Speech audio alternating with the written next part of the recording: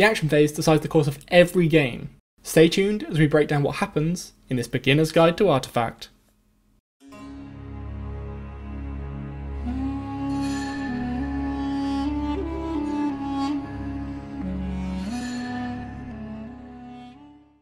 Hi folks, I am Divok, and welcome to the Artificers Guild, the home of all things Artifact.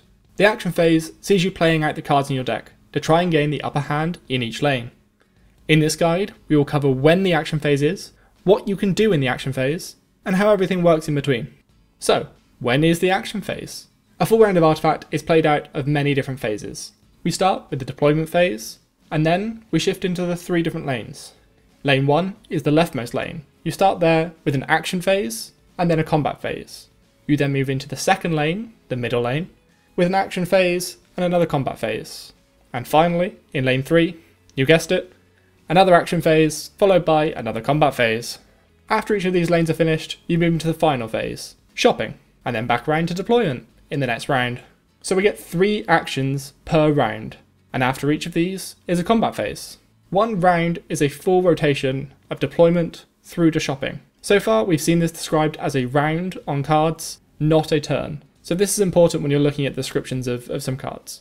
So, what happens during the action phase? First, any pre-action effects come into play, such as the Black Improvement card, Trebuchet, doing its tower damage, or Lucent Beam, Luna's ability, triggering and dealing damage to an enemy unit. You then take it in turns to make an action. Now this is on a timer, so you won't have an eternity to play out your ideas. There are no simultaneous actions in Artifact. Player 1 makes an action, otherwise known as their turn, and then it shifts to player 2 to make an action, their turn, and back and forth so each player can react to one another. This carries on until both decide to pass, instead of making another action. It's important to note here that passing in Artifact is different to passing in some other games. If you pass, and an opponent still plays on, you get the choice to play or pass on your next turn. You're not locked in to watching the enemy destroy everything you very carefully built.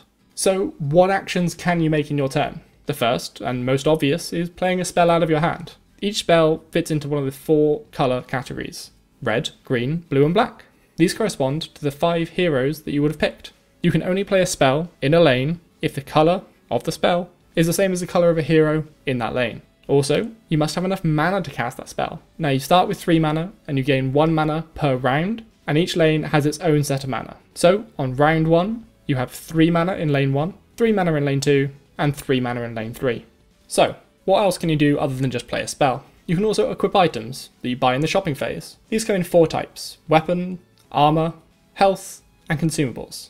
Now the first 3, weapon, armour and health, all fit into 3 different slots on the hero card. You might have noticed these symbols: the cross swords, the shield, and the heart at the top of the hero cards. You can only have 1 of each type of item equipped to a hero at any time. If you equip them with an item of the same slot that's already taken, it'll just overwrite the old version.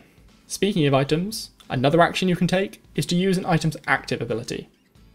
Good examples of these so far are Blink, which lets you switch between lanes, and Keenfolk Musket, which lets you deal damage to enemy heroes, without them dealing damage back to you. Now these usually have a cooldown. In the case of Keenfolk Musket, once you've done your damage, it goes on a 2-turn timer, before you can use it again. Items aren't the only things that have active abilities though. Heroes also have active abilities. For example, Pugna with Nether Blast, and Chen with Holy Persuasion. Equally to items' active abilities, these also go on timers, so you can't use them every turn, but when they're up, be sure to make use of them. The final action you can take is to hit pass. If the enemy also hits pass, that's the end of this action phase. If they don't hit pass, you just wait until your next turn, and you get to pick from all of these options again. Now I will stress these are the basic actions. More may be introduced in future, but for now, you've got these to pick from. So we know when the action phase is, and what you can do. But who goes first?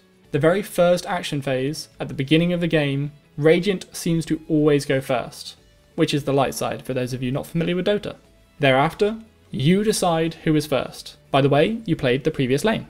The last person to play a card in the previous lane is the second person to go in your current lane. You can therefore decide who plays if you need to. You can pass early to gain the advantage in the next lane, or you can keep pushing to make sure that you go second if you're looking to react. So let's take a look at a turn in action. We're on the second round here in the first lane, so you have 4 mana to play with, and the Radiant side is trying to choose what they want to play here. They're looking at playing the blue spell Dimensional Portal, which of course they can play, because they have the blue hero Zeus. This spawns some creeps on their lane, and passes the turn to the enemy. They use Visceral Nasal Goo, reducing the armour of Zeus, thanks to having Bristleback. The Radiant now passes and lets the enemy choose what they're going to do. They equip a card and weapon to Bristleback to strengthen him up.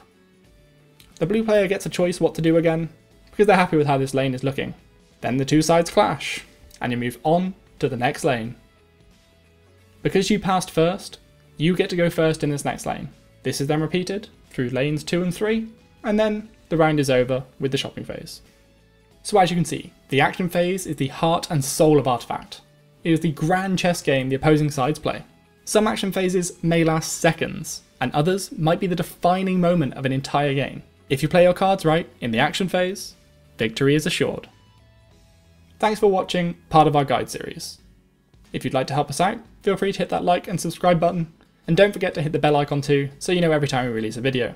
If you like this, and if you would like to see more, then check out our most recent video. And here is a related video we think you might enjoy. So take a look. I have been Divok of the Artificers Guild, and I will see you next time.